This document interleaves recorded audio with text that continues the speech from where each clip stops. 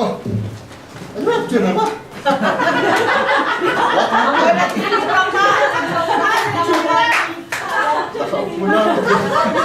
Naiwan tayo, naiwan. What is happening to the church? Okay. So, I hope yung pong binigay na mensahe sa atin ni Lord ay kumabi sa atin sapagkat we believe it is a word that comes from the Lord. Ang pagsang natin is about strength in the journey. So we need strength in the journey. The journey is to tulog. Tulog, kaya marami na tulog. But anyway, since we are believers of Christ, we believe that yung pong parables of 10 virgins, the 5 wise and the 5 fools. So, saan po tayo nakabilong doon?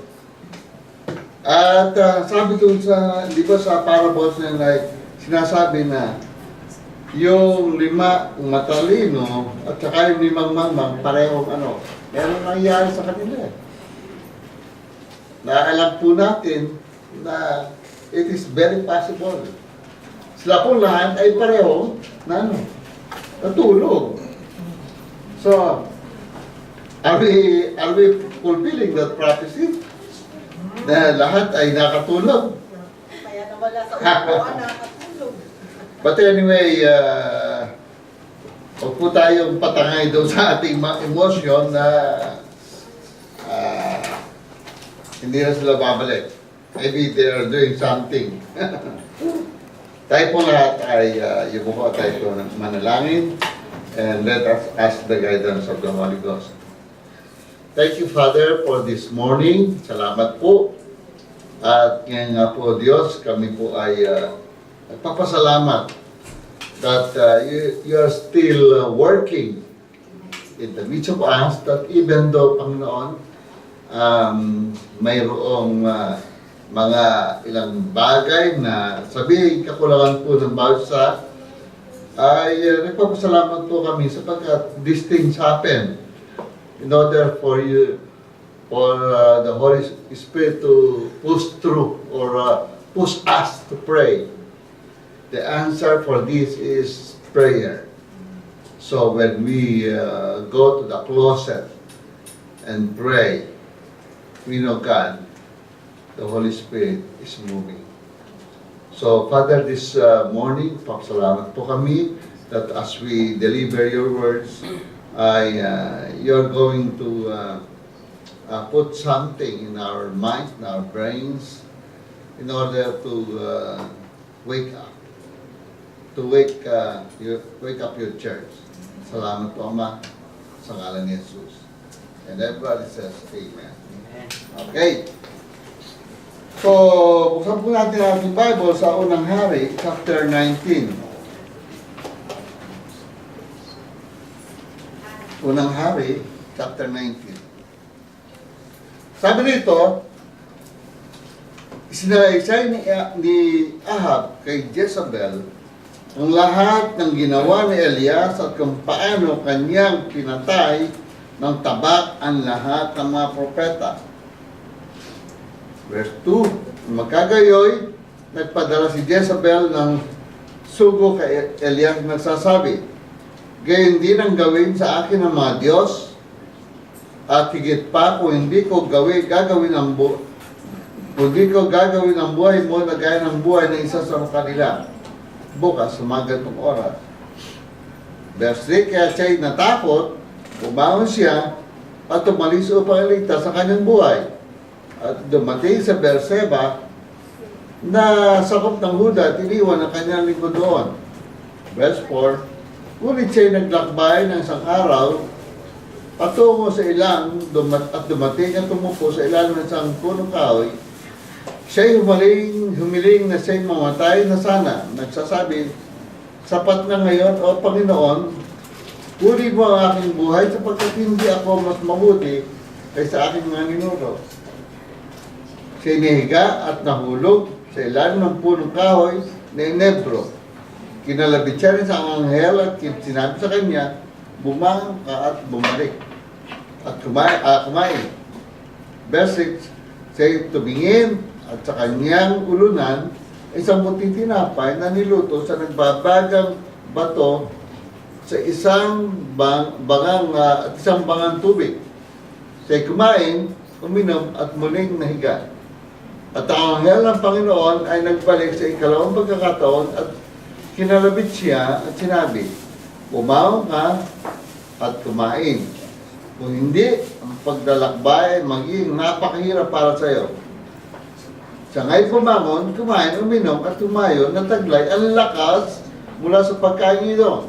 Iyon, sa loob ng 40 araw at 40 gabi hanggang sa Horeb na bundok ng Diyos. Okay. We pray na i-bless ng Panginoon ang ating mga talata na ating pagbubulay-bulayan. Lahat po tayo ay dumaranas ng depression.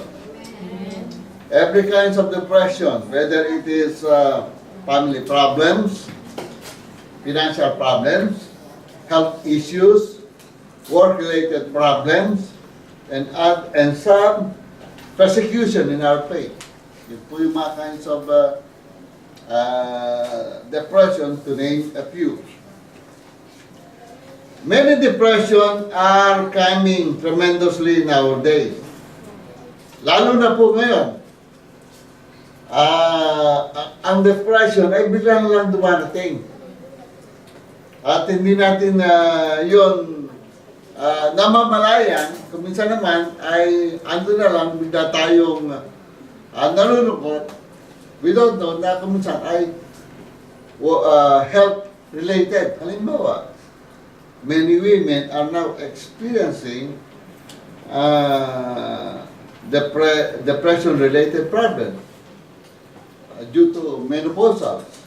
Kamukha nung aming Bible study sa Umiya last week ay may isa kaming nanay na nakasama at halos ay parang sabi natin out of mind, parang maberat-berat siya.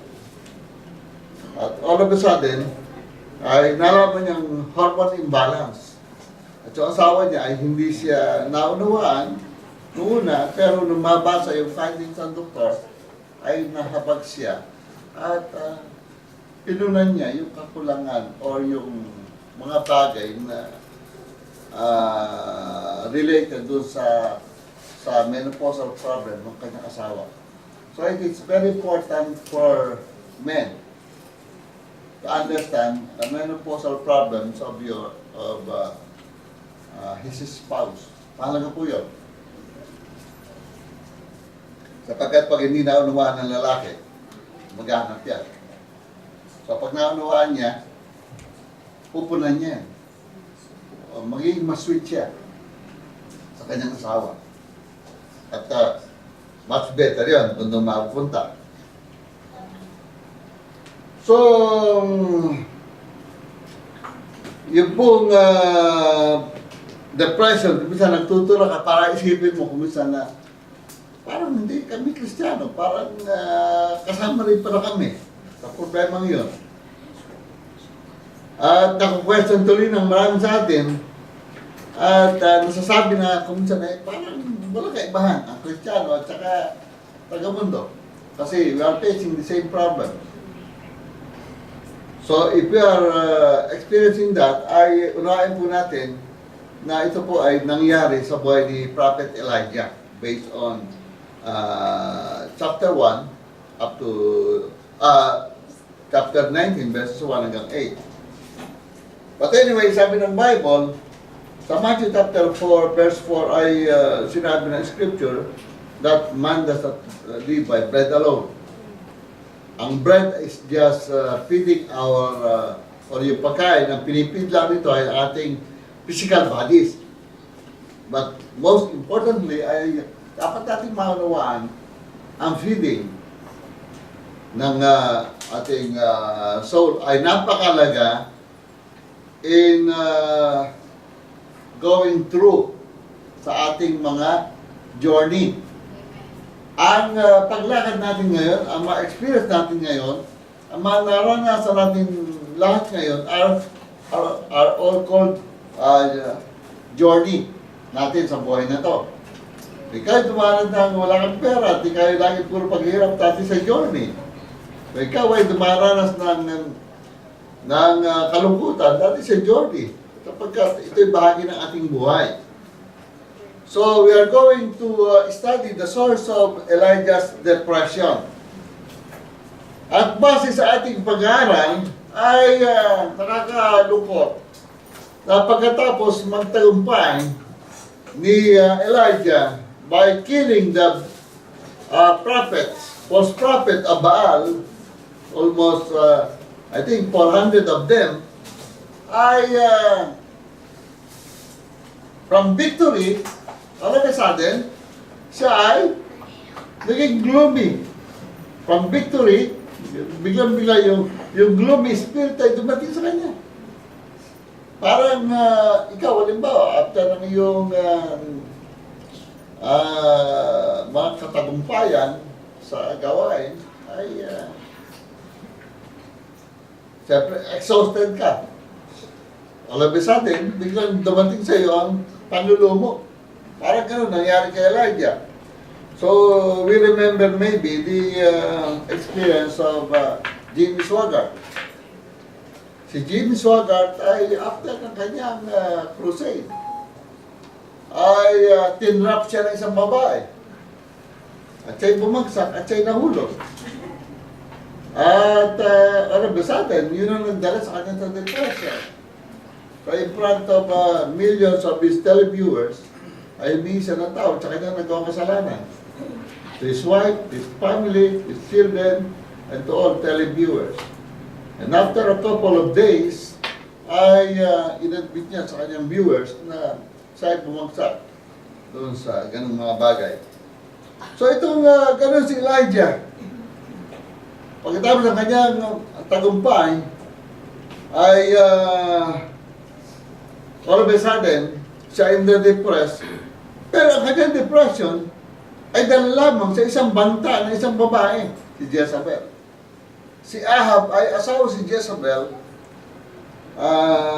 Ahab was the king of Israel during that time, and Jezebel was his wife from Sidon. At dahil sa mahal ni Jezebel ang kanyang mga prophet, ay pinagmalasakitan niya. So, she threatened to kill Elijah. So, by tomorrow, sabi niya, I'm going to kill you. At mapapansin natin, sabi ng verse 1, na isa-isay ni Ahab kay Jezebel, ang lahat ng pagpatay nitong sa pamagitan ng tabak, yung kanilang propeta, ay nagpadala si Jezebel sa sugo. Remember that the enemy, if you are doing something good for the kingdom of God, it is very important to know that the enemy will send you a clear message of warning. So, are you a danger to the kingdom of God? Tayo po ba ay mapanganib sa kingdom of Satan? Kayo po ba ay nagdadala ng kapanganiban sa teritoryo ng Diablo? Kayo ba ay natetreten ba sa atin ng Diablo? Kung natetreten sa atin ng Diablo, be sure na siya ay magre-rest back. At pag siya nag-rest back, remember that he's ready to kill you. So, what are we going to do? Tayo ba'y matatakot? Tayo ba'y aatras? Tayo ba'y aalis sa labanan? So, magmula po rito, ang natural response nitong si Elijah ay natakot. At hindi siya naging careful, hindi siya naging prepared, ready, at alert. Nag-respond sa kanya yung diablo through Jezebel. But let us be assured that God is not sleeping. Only, ito paalam natin sa atin lagi, only be bold, strong, and courageous. Remember that. Walang lalabas na resulta ng faith sa atin if we are not bold, strong, and courageous. Alam po natin, pagka tayo ay tama,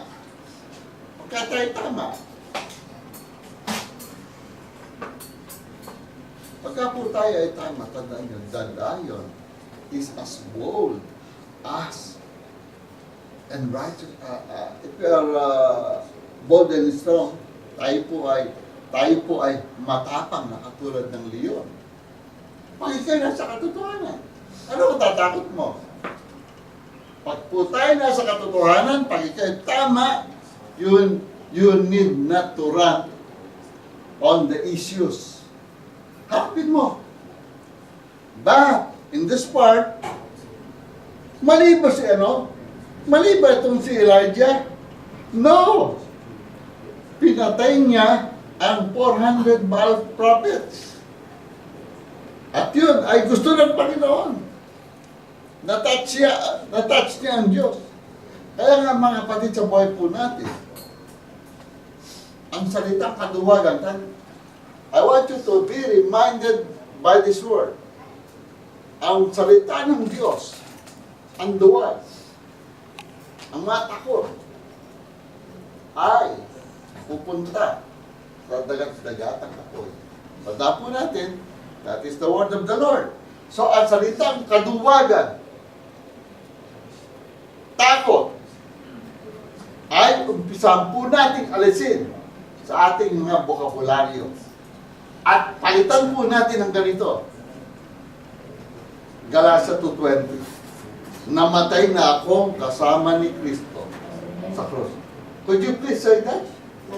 Namatay na ako kasama ni Kristo sa krus. Hindi na ako ang nabubuhay sa akin. Hindi na ako ang nabubuhay sa akin. Kundi si Kristo na. Kundi si Kristo na. At ang kinabubuhay ko At ang kinabubuhay ko ay dahil sa anak ng Diyos ay dahil sa anak ng Diyos na namatay na namatay at tumibig sa akin. at umibig sa akin. Sino may nabubuhay sa'yo? Si Kristo. So, yung takot, inaalis sa atin ni Kristo. At alam ba niyo kung anong pinanggagalingan ng takot? Ang pinanggagalingan ng takot ay kawalan ng takot sa Diyos. Pag may takot tayo sa Diyos, alam ba niyo kung anong meron tayo? Wisdom. Kaya, may takot ako sa Diyos. Natatakot ako sa Diyos. Ilan dapat natin katakutan? Ilan dapat natin sabihin? Natatakot ako sa Diyos. Pag natatakot tayo sa Diyos, ayaw nating magsalita ng laban sa kanginuman. Ayaw nating magsalita ng yung maikasasakit ng kalooban ng Diyos. Sapagkat natatakot tayo sa Diyos. So, in this case, tanda natin, nag-overtake na sobrang emotion nitong si Elisha. So, we must gather all the verses in the scripture that says you are not alone. Sabi ng 1 John 4:4, ano sabi? Mas dakila siya nasa atin kaysa nandun sa libutan. Romans chapter 8, 35 hanggang 37. 35 hanggang 37. Sabi doon, part of that verse, sasabi sa atin na kung Diyos ay nasa atin, sino ang laban sa atin? Di ba? Sabi ng Hebrews 13:5, hindi ko kayo iiwan ni pababayaan. And then, Psalms 139:14. Nasabi ng Psalms 139:14. Excuse me. Psalms 139 verse 14. Okay, pakibasa po natin. 139 for peace. Ako'y magpapasalamat sa iyo sapagkat ang pagkakagawa sa akin ay kakilakilabot at kamangha-mangha. Ang iyong gawain kahanga-hanga at yun ay nalalaman mabuti ng aking kaluluwa. You are fearfully and wonderfully made. Yun ang sabi ng Bible. Okay. Ang ibig po sabihin dito ay ito yung mga dapat na ipakain natin sa ating mga espiritu in order for us to eliminate yung takot. Okay. Sa verse 2, maliwanag na nagpadala ng messenger kay Elijah threatening his life. So, that warning makes him unstable, forgetting what he has done and how he killed the Baal's prophet. He was totally afraid. Takot siya. And begin to run for his life. He ran for his life. Nagtako na siya. Natakot na siya. Hindi pa man, wala pa man ay natakot na siya. Naunahan na siya natakot. Dahil pagka tayo naunahan talagang takot, nawawalan tayo ng katinoan, nawawala tayo sa disposisyon, at nawawala yung mga bagay na dapat ating isipin mabuti. Wala pa may sitwasyon, ay inagapan na niya, umalis na siya sa kanyang lugar. So we might say that it is a normal reaction. Yes, it is a normal reaction for the people who are afraid. Normal reaction yun. You say, magkaroon ng nervyos, since you are in the flesh. But the Bible says differently. You must live always under God's presence. Iba sinasabi ng salita ng Diyos eh. Kaya pagka tayo ay nabuhay, ayon doon sa sinasabi ng salita ng Diyos, ay, doon po tayo, nagkakaroon ng pananampalataya. Kaya po ninyo. Yung medical findings kaya Tishoni actually is, tumor, cancer, kung ano, na nakakatakot, nakaka-distract ng faith. At tayo ay nag-seek. Yan yung di ba? Nag-seek tayo sa Panginoon. And the Lord answered us. At ang sabi ng Panginoon, talaga kung saan nakakalit, dinatakot ako sa ulo ko eh. Kasi, pati ako, namove ako. Siya ay healed. Siya ay walang But, we continue to move according to medical, yung action, yung tulak sa atin ng medical finding. Sa Pilipinas. Yung findings is din. Kinakailangan suriin at dumaan sa mga check-up. Tenyo, punta tayo sumunod sa salita ng Diyos. Anyway, pero lang yun. Na-save ka namin ng less than 100,000.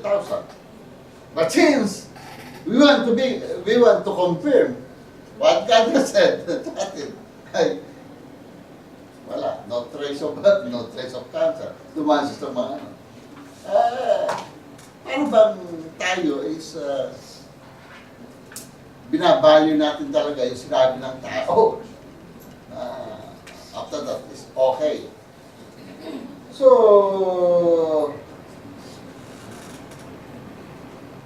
nawa ay dali tayo ng Panginoon sa mas malalim na pananampalataya. Kaya nga pala sinabi ni Lord sa Luke 18:8, pagbalik ko sa libutan, may matagpuan kaya ako may pananampalataya. Kung isang mas mainam tayo ng pera. Bakit? Pagka may pananampalataya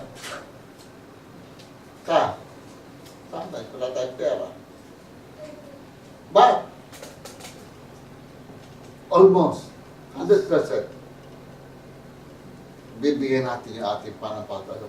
Pag may pera tayo, hapang ating pananampalataya. we are moving according to our own resources. Hindi ayon doon sa resources ng Diyos. So, dahil dito ay talagang medyo questionable, naging questionable ang ating faith. But one thing is for sure, yung salita ng Diyos ay, totoo. Totoo yung salita ng Panginoon.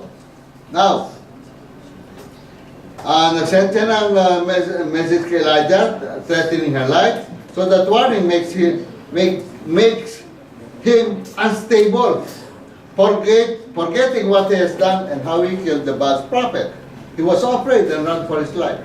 So we might say that is a normal reaction. And then, pansinin natin, yung kanyang sobrang pagkatakot ay kinain ng kanyang emotion.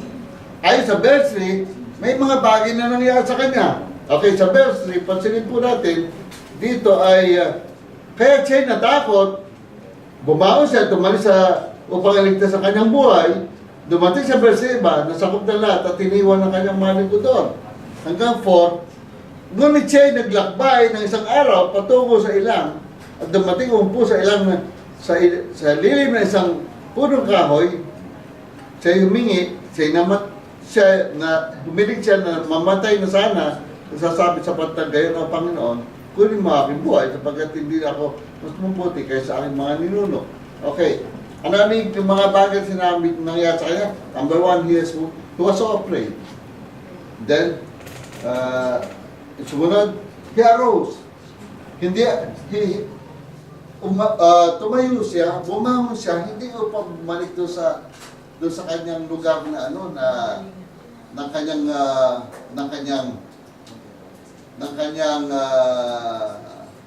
inalisan, kundi ang pagtayo niya ay para magtago. Para magtago. So yung pangatlo, tumakbo siya para ligtas ang kanyang buhay. He ran for his life. At yung pangapat, iniwan niya pati yung kanyang naglilingkod sa kanya, na servant niya. And then yung last, nirequest niya na mamatay na siya. Pagka tayo depressed, ano nangyayari sa atin? Yung ating isip hindi makapag-isip na mabuti. Wala tayong maisip na solusyon. Kaya ang nangyayari, tanong doon, at kumisan, napagtanungan natin, inom na lang tayo alak. Inuman kayo.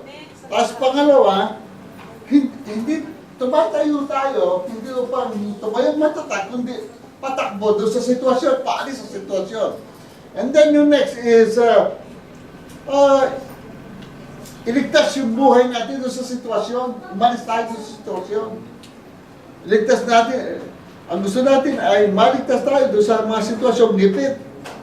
Ang next is, iniiwan natin yung ating servant, iniiwan natin yung ating family, iniiwan natin yung taong mga sa buhay natin, at gusto natin mag-solo. Maalis tayo. Ayaw natin may kausap na iba. At kung may kausap man tayo iba, gusto natin yung may mga magsisimpatya sa atin. Yun.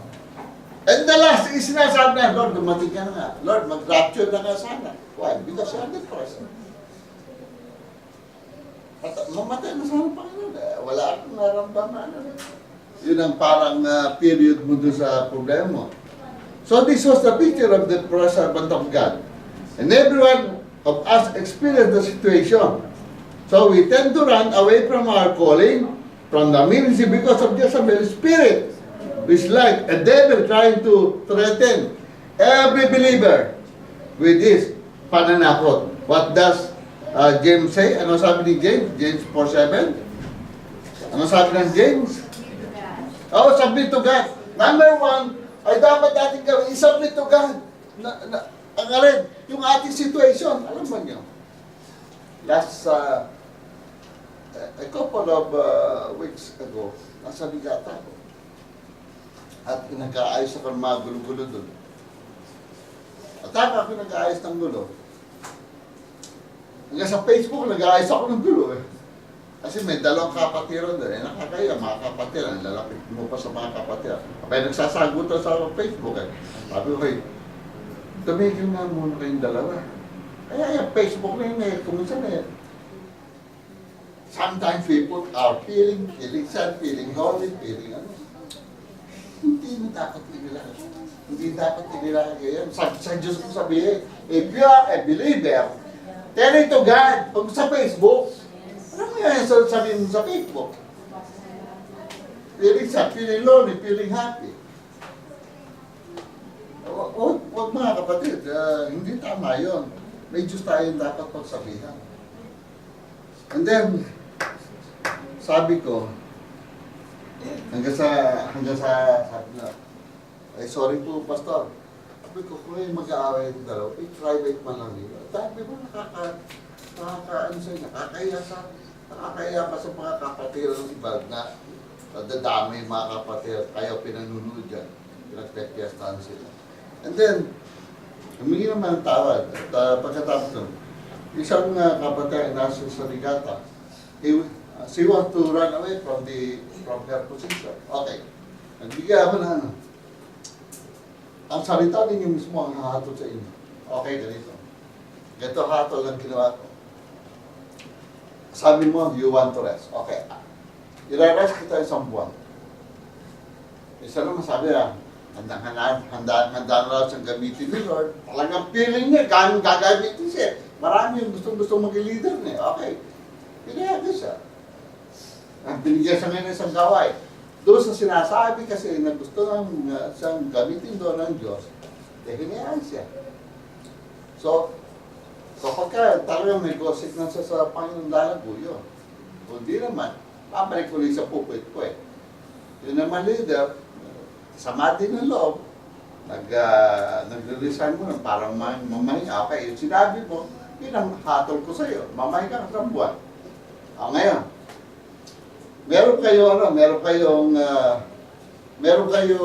way para yung hatol ay hindi dumating sa inyo. Ang leader, kinakaroon talaga, naglalabas na ng mga hatol na ayon doon sa kanilang gusto. Gusto mo mahinga, ay andun mga elders. Parang yung pitong elders, tinanong ko, gusto ba yung mahinga leader niya? Ayaw daw. Ito. Ayaw daw. Ayaw ng hatol sa'yo. Ayaw daw eh. Ngayon, ito personally. Nilagyan ko sa defense authority para kusgado eh.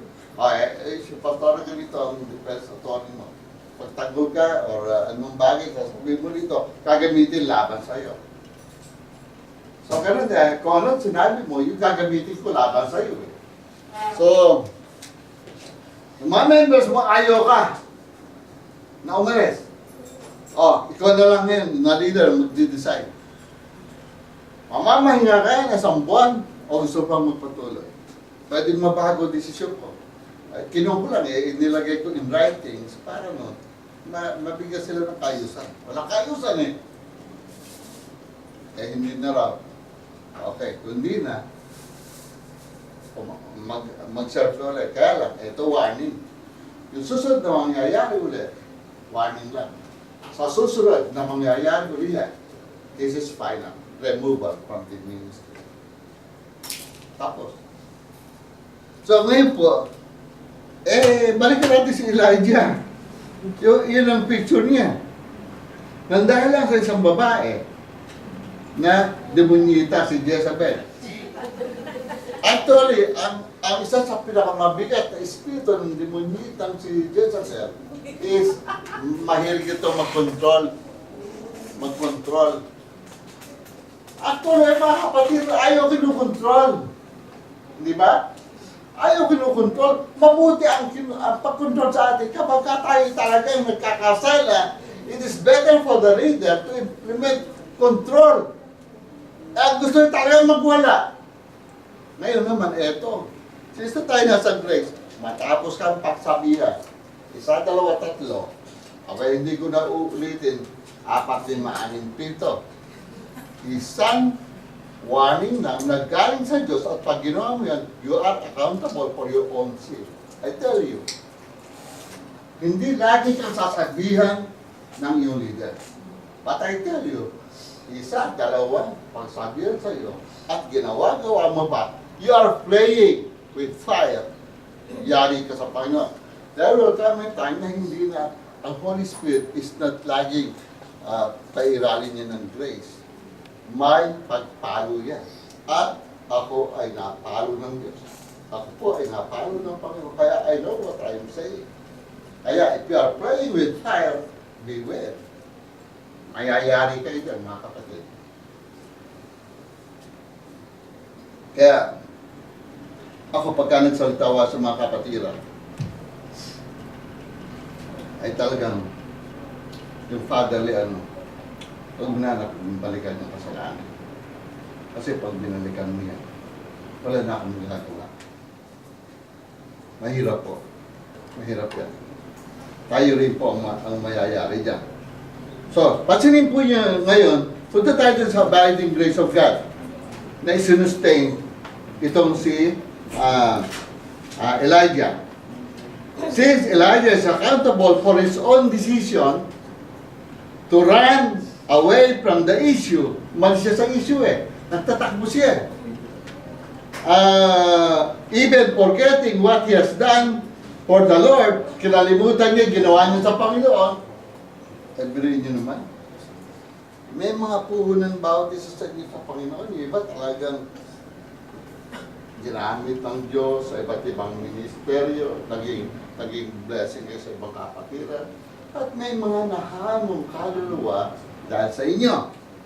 Pero hindi niyo inaring, hindi niyo inilista sa listahan ng Diyos. Pero alam ng Panginoon yun. Very precious yun sa Panginoon. So dahil dito, hindi yun naalala nitong si Elias na siya ang pumatay ng 400 prophet, nakatala yun sa libro ng Panginoon. Nakalimutan niyang may mabuti siyang ginawa sa Diyos. Puro takot ang kumatake sa kanya. Kaya nga, pagka nawala ng tayo, nakalimutan natin, ginawa natin kaya, Lord, bigyan niyo po, sagutin niyo po sa panalangin, sagutin niyo po yung mga pangailangan ng family, Lord. Ay, kawawa ng unang tao.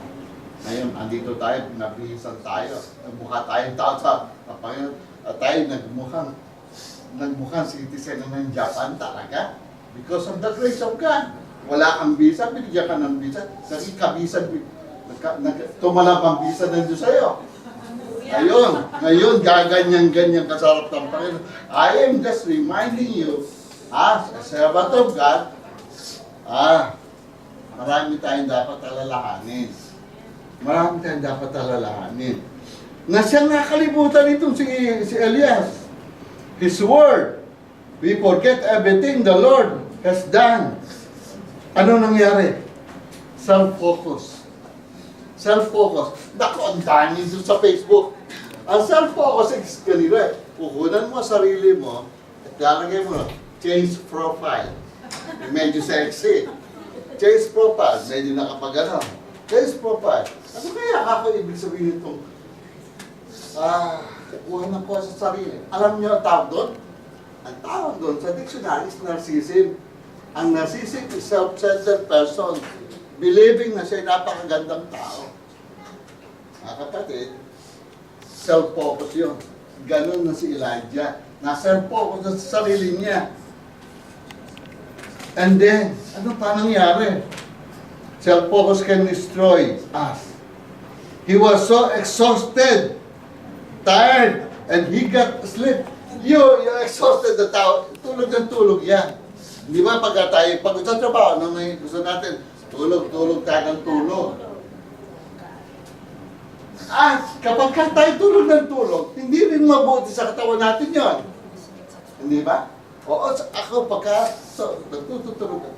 Okay, madali ng germs, ng bacteria, na kung ano-anong mga pakawala ng demonyo sa Pilipinas. Nagtulog ako Nagtulog ako, ayaw kong gumising. Ayaw kong kumain. Puro tulog. Pinilit na nila akong dalhin sa ospital. Dumating aking balae. Dala-dala sa sakyan. kayo. Ay, dahil tumayak ka. Ganun. At wala na akong lakas. Kaya nga sabi ko sa iyo, sinipsip yung lakas ko. Bakit? Kasi kung hindi sinipsip ang lakas ko, ando sa akin ang katakawan, ando sa akin ano pa ba, sunta pagkagayin ka tayo, malikot ka, kung ando na. Sinipsip lahat ang lakas ko. Kaya nung sipsip ang lakas ko, para ako robot. Patayin mo ako, sampalin mo ako, murahin mo ako. At yun, nakita ko, maganda yun. Maganda sa akin. No? Bakit? Doon ko nakita, doon ko nalaman, nilibig ng Diyos sa aking lumang pagkatao. Nilibig ng Diyos sa aking lumang tao. Kaya nung bumalik ako sa Japan, I am very mild, cool. Yes. Yes. You can say everything to me, and I don't care because I am already dead in Christ. Amen. Wow. Okay. So pagkatapos nito ay exhausted siya. Eto na. Ang problema niya, self-focus na siya. Wala na siya nakikita eh. Wala nang maganda sa kanya, wala nang ibang importante sa kanya, kundi sarili niya. Self-focus na eh. At pagka self-focus ka, nasisip yun, tawag doon. Okay. So, ito na ginawa sa kanya. The Lord,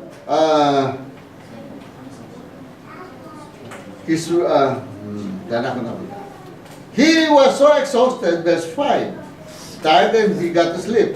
But an angel touched him and said, alam niyo, mga kapatid, we don't know that the angel has a very important role or parts sa ating mga buhay. I want you to be reminded that the angel is very important in the ministry of every believer. May angel, tinatch siya. Okay. Ano sabi ng angel? An angel is always available for every believer to give us strength in times of depression. Hebrews chapter 1, 13 to 14. Tandaan niyo po yan. Hebrews chapter 1, 13 to 14. If you will notice all of this, at tandaan niyo po ito, mga kapatid, Church of Sumida, remember this.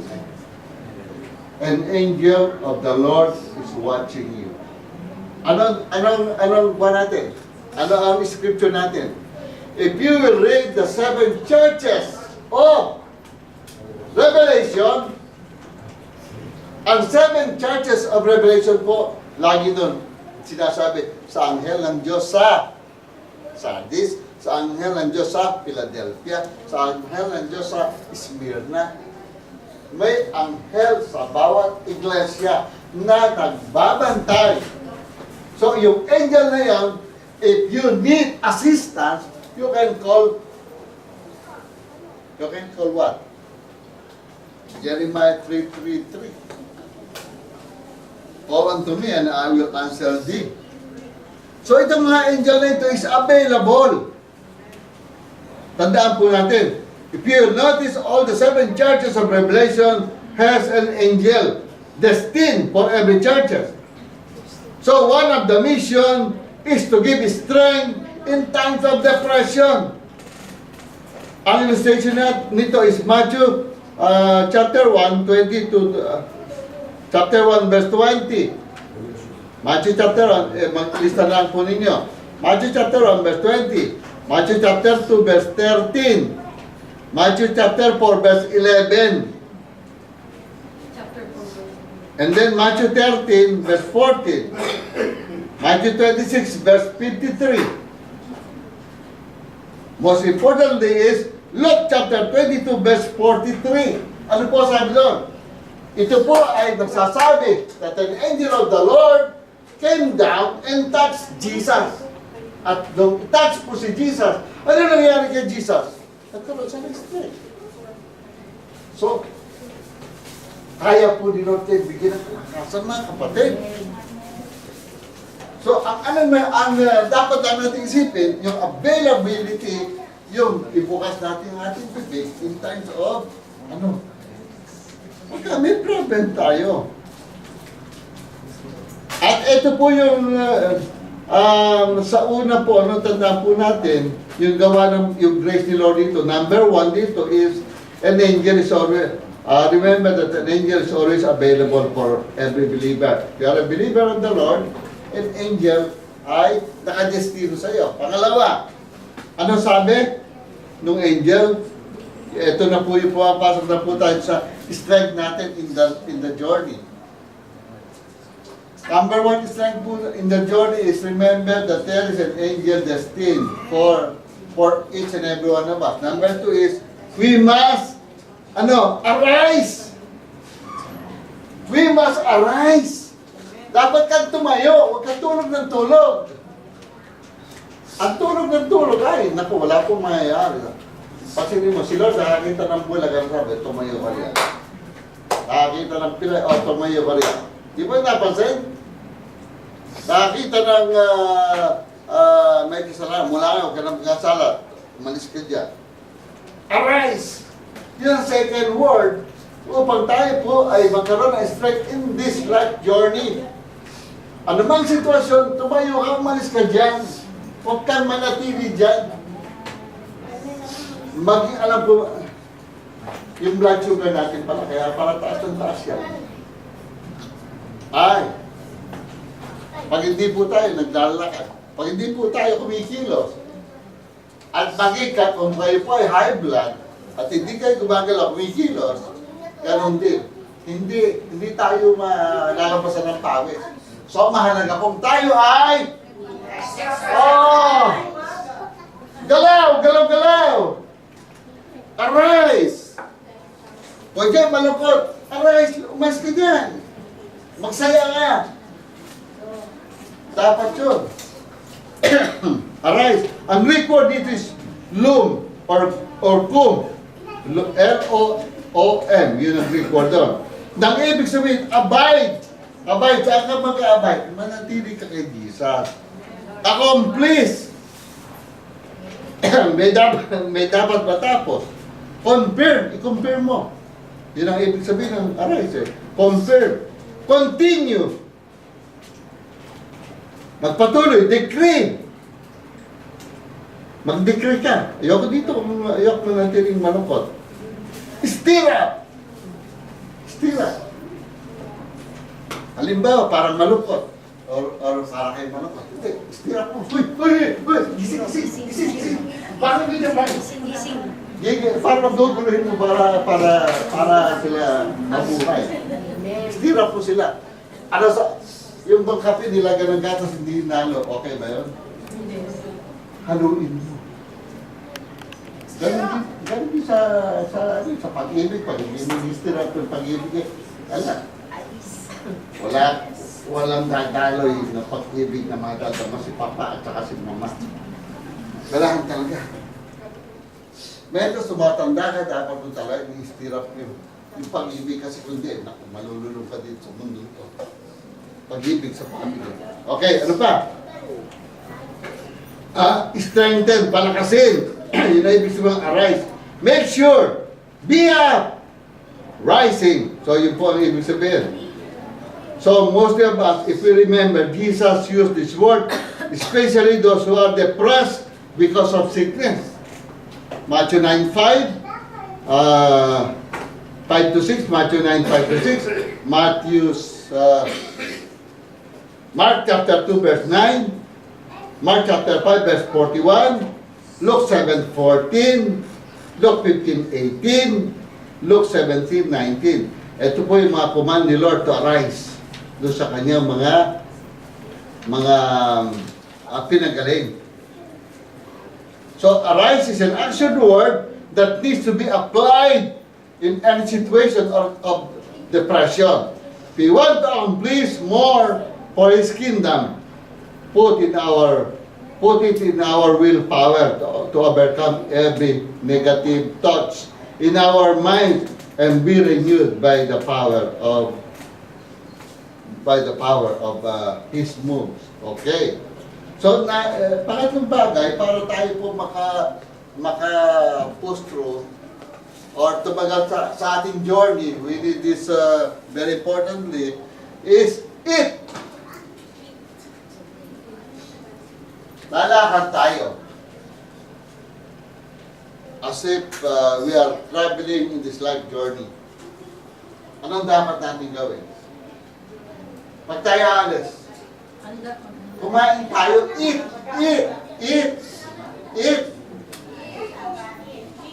Ano ba ang Greek word ng eat? Ang Greek word ng eat is aukal or akal, which means burn up. Burn up. May i-consume ka. Ano ba? Consume. Devour. Ang Tagalog ng devour, lamunin. Laklakin. Yun mga word yan eh. Oo, ano ba? Dine. Pagsaluhan. Eat. Feed as in food. Sa madaling sabi po, dapat tayong kumain. Ano kakain natin para tayo makatagal sa journey na to? Word of God yun. You need to read the Word of God.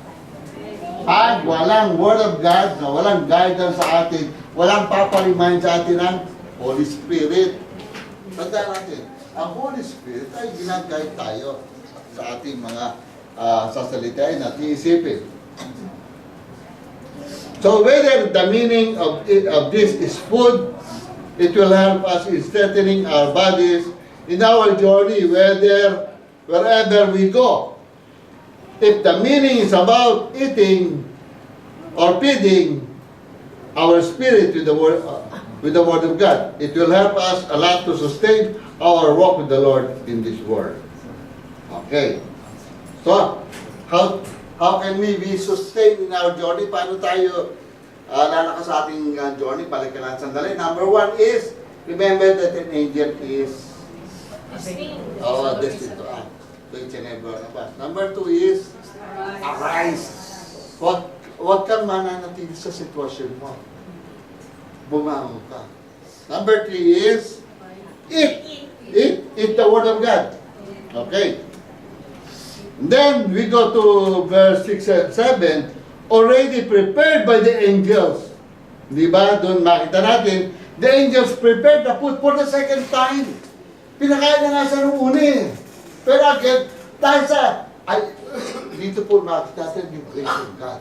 So remember, kaano ang biyaya ng Diyos sa'yo kung ikaw ay may problema. Ang dinilapot ka. Hindi ka kinundem ng Panginoon.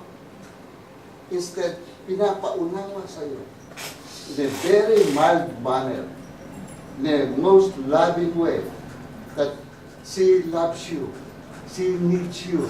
Again, for the second time, pinaghanda ng angel ng pagkain si Elijah. At makita natin dito, ay already prepared by the angels for the second time.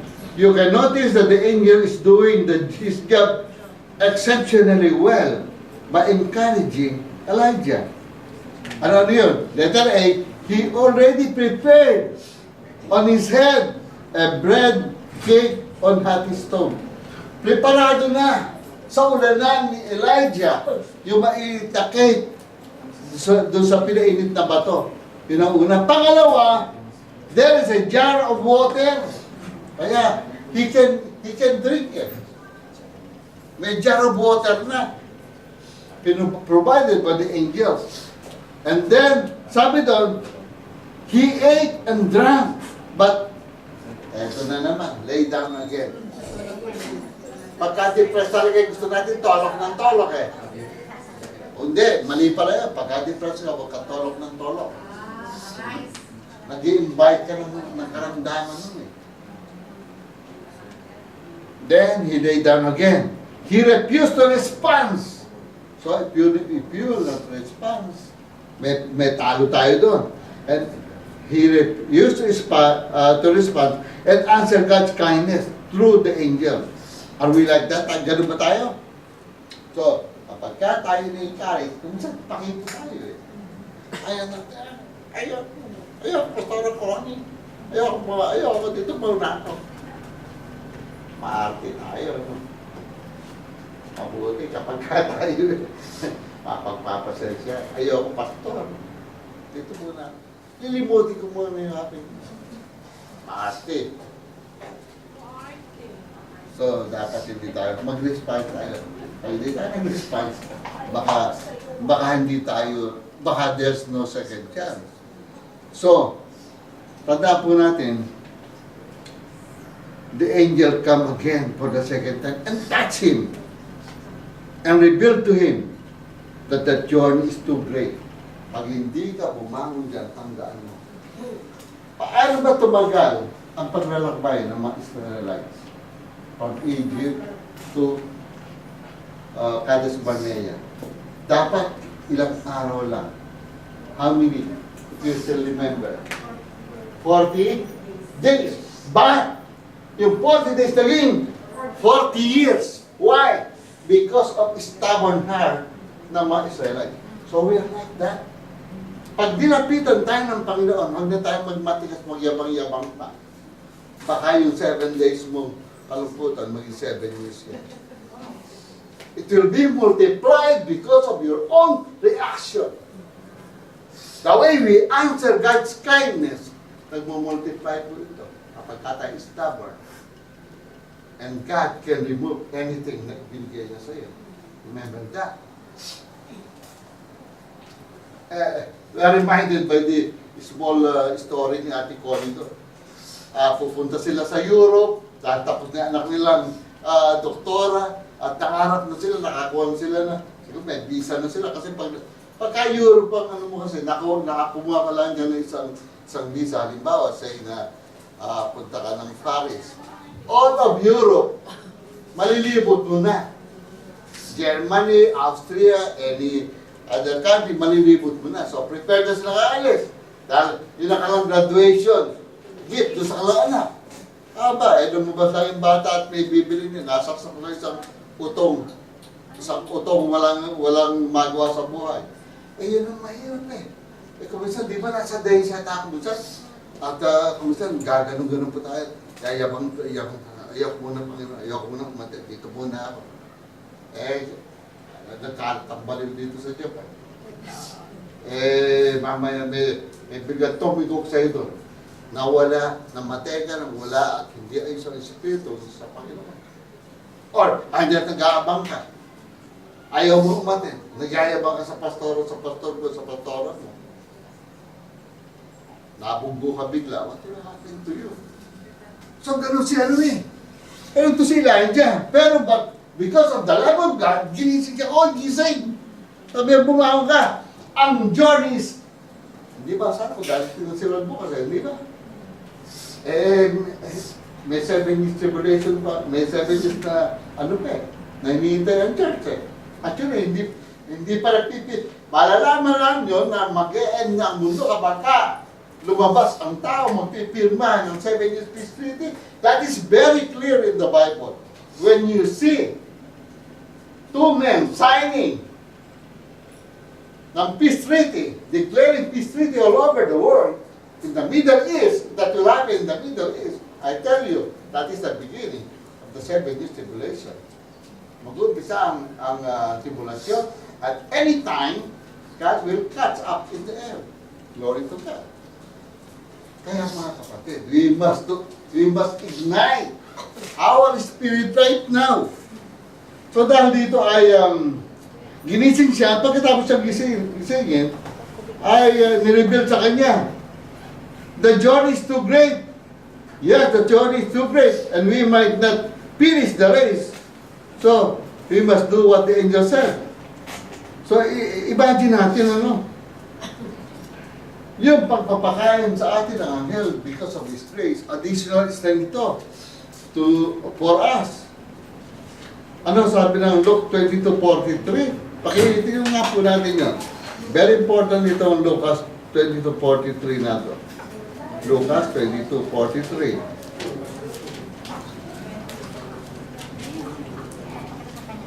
Okay, ano po sabi doon? Napakita sa kanya isang anghel na mula sa langit na nagpalakas sa kanya. Very clear mga kapatid. An angel of the Lord can give us strength. And Jesus experienced this. We also can experience this. The result of that encounter with the angel, the Bible says that, okay, ano ang result ng kanilang encounter na yun? Kapag ka na-encounter natin ang angel of God, this will happen to us. When he arose, ay nagbago yun, lumakas siya. So kapag ka po tayo nag-response and obey the voice of the Spirit, then tayo sumunod, nawawala yung ating old self. Yung old self natin, nababago yun. So we need to respond.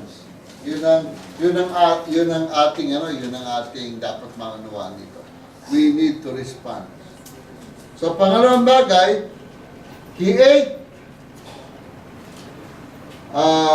Ibig sabihin, ito yung feeding ng ating body with right food in order to gain strength.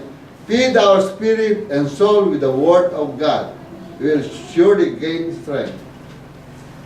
Lahat ng laman ng ating puso at isip, kapag po tayo ay napipid, lumalambot pati puso at saka yung isip ay naayos. And then drunk, uminom siya doon sa jar eh. So ano ibig sabihin nun? A jar of water was provided for him by the angel. Let us drink at Jesus' well. Sa John 7:37 hanggang 38 yun. Tapos saan? Nag-invite si Jesus na uminom tayo sa Kanya ng tubig ng buhay. And then, itong i-recognize natin yung work ng Holy Spirit sa buhay po natin. So, ang conclusion natin dito ay in the strength of that food, he was able to reach the mountain of God. Yun po ang nangyari doon. Dumating siya doon sa bundok ng Diyos. Alam po, yung Mount Horeb, alam po ba ninyo? Kung saan nababasa natin sa Bible, Mount Horeb, Mount Paran, Mount Sinai, they are all the same. Mount Horeb, Mount Paran, Mount Sinai, ay iisa po yun. So, ang spiritual meaning po nito, kapag po tayo nakakain ng mga sinabi rito, tayo po ay aabot doon sa mountain of God, wherein makikita natin, makakasama natin si Lord, makakamit natin siya face to face, at pagkatapos ay, because of that food, he was able to reach Mount Horeb, the mountain of God, verse 19:8. We need to hear that the word of God in times of depression. We need to respond to God's call. We need to arise or move. Don't stay. Huwag po tayong mahinga or in what we call rest mode. Eat the word of God. It is our spiritual food. And lastly, drink in the wells of the Holy Spirit. So I know mga kapatid, marami tayong mga kakulangan. But praise God, His grace is available for all of us. So tayo po na kayo tumayo at let's worship the Lord for a while. And I want to pray. That is the best thing I can do for certain people. Kayo po ay nalilid. I know God is an loving God. I know na hindi siya tumitingin sa ating mga pagkukulang. Kapag ka uminom mo yung paa mo, it means to say, Lord, sinasabit ko po ang ating buhay sa iyo. Ano, wala po tayong magagawa. Tayo po sa Kanya. So, let's sing worship song to glorify the Spirit of God. And we are going to pray. Thank you, Lord. Hallelujah. Sola na masikala na kunda sera. Sola na kusera. Oh Lord, we pray. As we come to your presence, oh God, we know we will obtain mercy, joy, and peace. Lord, forgive us.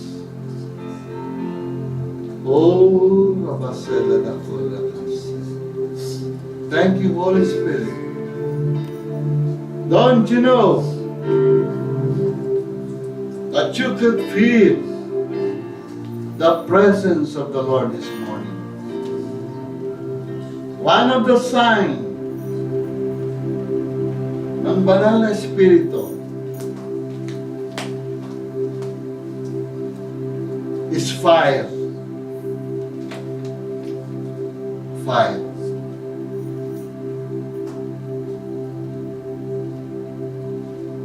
For every one of us will be salted with fire. Sabi ng Panginoon. Fire of the Spirit.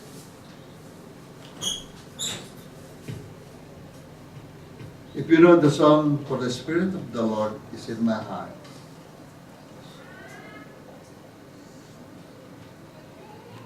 I will pray as Jesus prays. Oh, the Spirit of the Lord is in my heart. I will praise as Jesus prays.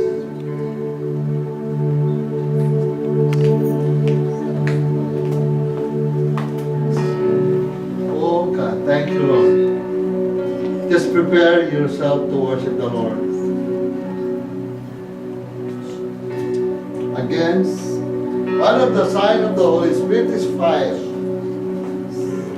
Yung bang maramdaman mo, hindi natin siya nakita. But we could feel. We could feel Him.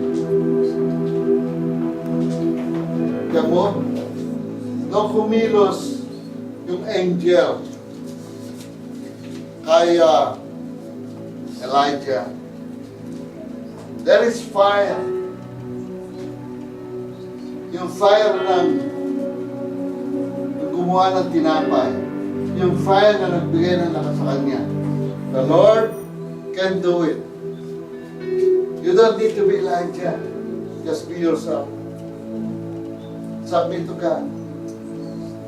Hallelujah.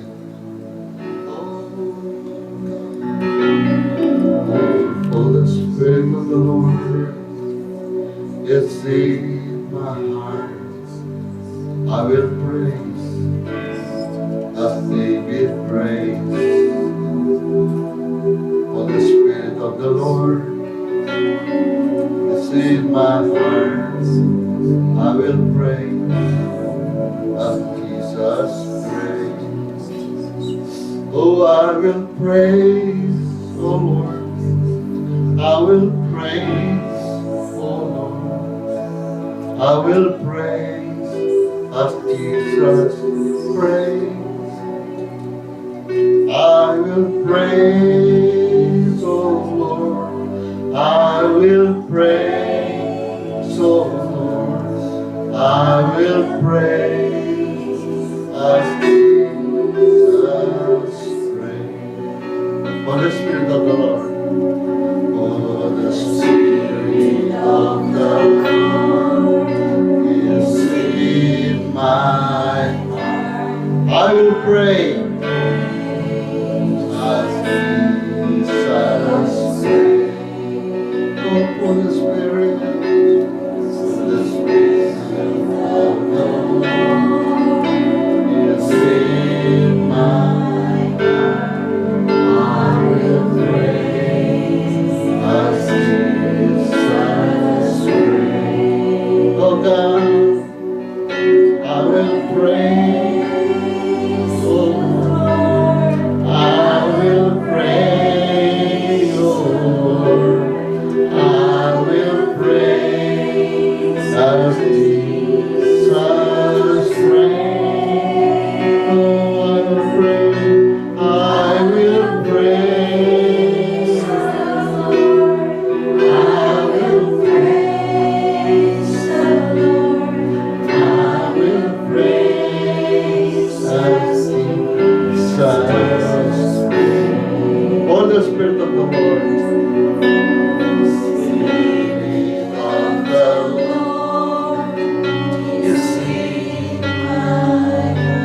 love.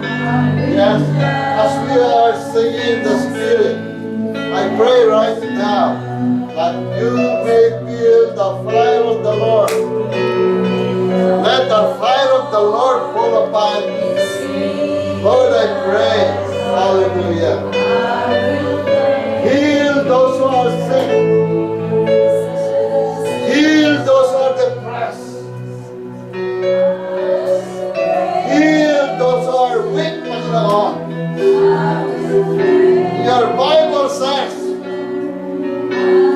that when the angel of God visits Elijah, something happens to him. And Lord, we want to experience that.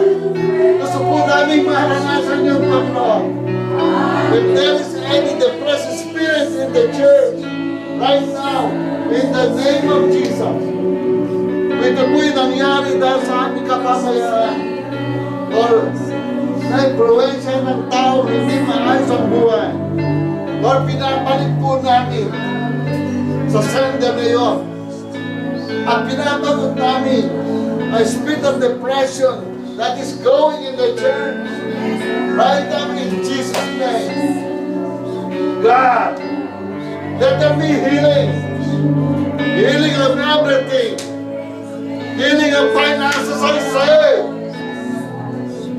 Healing of physical bodies, I say. God, mighty God, the God of Israel, the God of Isaac, the God of Jacob, Abraham. Lord, let your presence be filled to the spirit of fire, oh God. Change our cold heart, change our hardened heart. For we believe, God, natatakot po kami, O Diyos, sa kasalanan. And we hate sin. We love you, Lord. We know that something is happening in our spirit right now. Because of your grace. Because of your grace. Salamat po, Panginoon. Kaya mo maging dumaloy ang biyaya mo sa amin. Kaya mo dumaloy ang love of God, love of Christ in the church. Hallelujah. Salamat po, Panginoon. Nagre-release kami ng kagalingan sa buhay ng bawat isa. Nagre-release kami ng kasaganaan sa buhay ng bawat isa. Nagre-release kami ng kalakasan ng pangalawahan. In the Spirit of the Lord. For the Spirit of the Lord is in my heart. Say it. The Spirit of the Lord is upon my heart. Hallelujah. Hallelujah. Thank you, God. Salamat po sa iyo. Lord, this is just the beginning. We want a personal revival in our prayer life. We want a renewed mind. We don't want hypocrisy, oh God. We hate hypocrisy like leaven. God, salamat po mga banal. Ang isang sign na ikaw ay binabago ng Diyos is yung apoy nakagusto mo sumamba palagi sa iyong Diyos. Ang isang katunayan na ikaw ay binabago ng Panginoon, yung pag-ibig mo sa iyong mga kapatid. You want to settle everything sapagkat you are a new creature. So in that way, in that case, we will have strength. Magkakaroon tayo ng kalakasan to push, to go in our journey with the Lord. Salamat sa iyo, Panginoon. Everybody is saying, let's say, for the Spirit of the Lord is in my heart. Okay, let's sing it again. For the Spirit of the Lord is in my heart. will praise as Jesus reigns. Oh, the Spirit of the Lord is in my heart. I will praise as Jesus reigns. I will praise, O Lord. I will praise the Lord. I will praise the Lord. I will praise as Jesus reigns.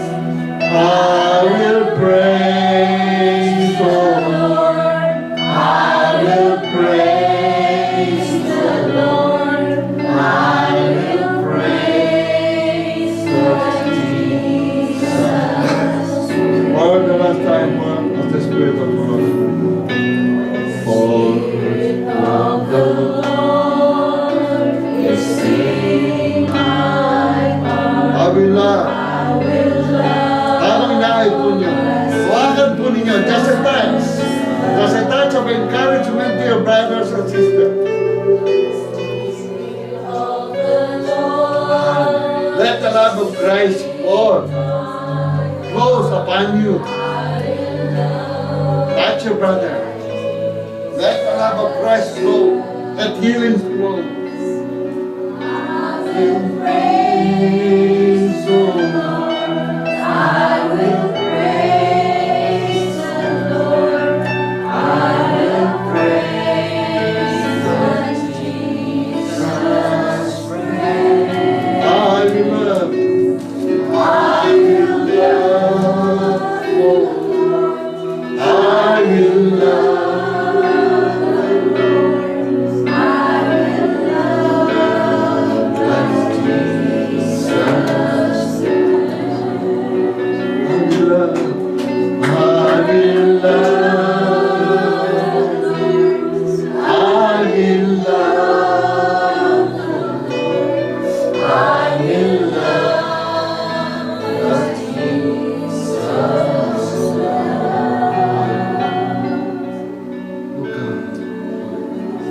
Thank you, Lord.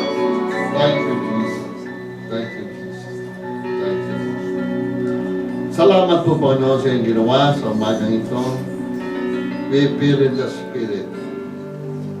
There's a rest in the Spirit. Salamat po, Diyos, sa mga gagawin mo sa buhay ng bansa po sa amin. In Jesus' name, Amen. Ano po ang